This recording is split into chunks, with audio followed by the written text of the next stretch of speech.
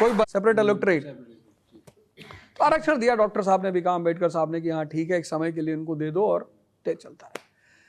लेकिन फिर वही इस देश के भस्मासुरों को एक बात का अंदाजा हो गया कि इस देश की जनता तो बजट पढ़ती ही नहीं।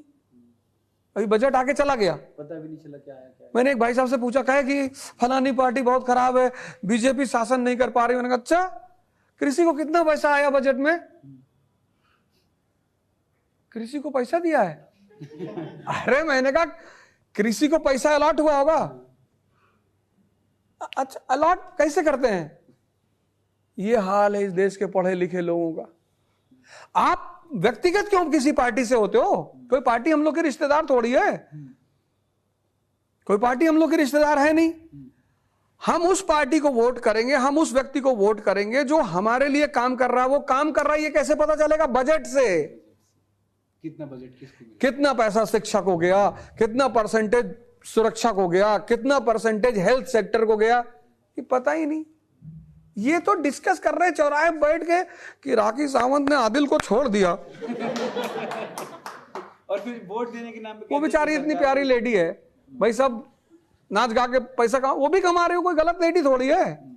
उसके जैसे कितने लोग वीडियो बना रहे हैं, तो उसी को क्यों डाल? लेकिन इसको टाइम काटना है, इससे बजट पूछ लो, टेंशन में आ जाती है बजट। अच्छा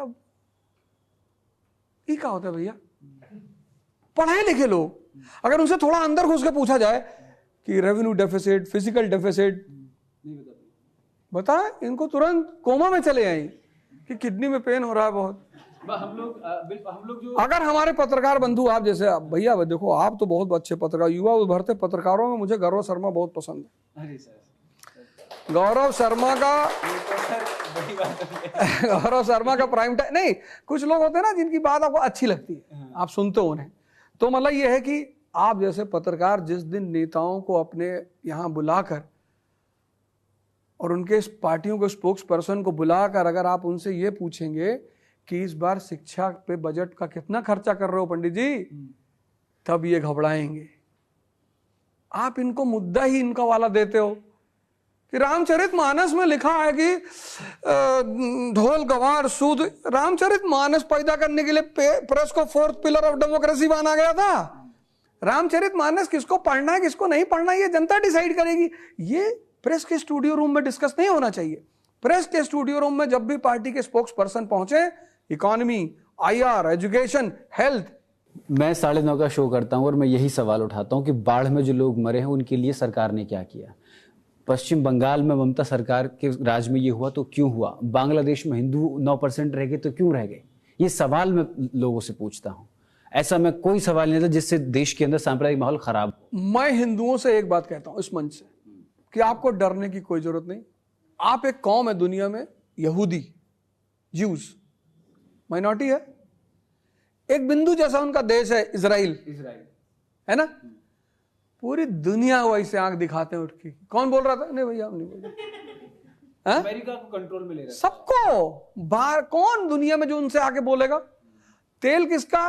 अरब वालों का। कहा था, वो सही कहा था कि मैंने बहुतों को निपटा दिया है, 2-3% बचे, अगर नहीं निपटा तो ये देश दुनिया पर राज करेंगे। हिटलर तो आया था इजराइल बनाने के लिए, नहीं तो पैलेस्टीन जाता कौन? जब तक एक्चुअली हिटलर बेसिकली जीव का एजेंट था, ऐसा मैं सोचता हूँ।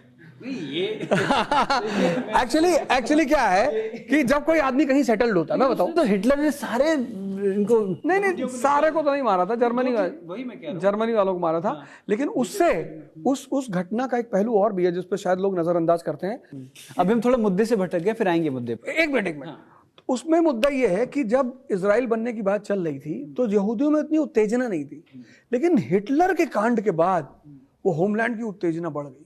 तो मैं ऐसा मानता हूं कि कहीं ना कहीं हिटलर की भूमिका बहुत है इजराइल को बनाने में, क्योंकि वो जो उत्तेजना है होमलैंड बनाने की कि भैया आज हिटलर ने माना, कल पता लगा वो दोजा बन जाए, वो मारना शुरू कर दे।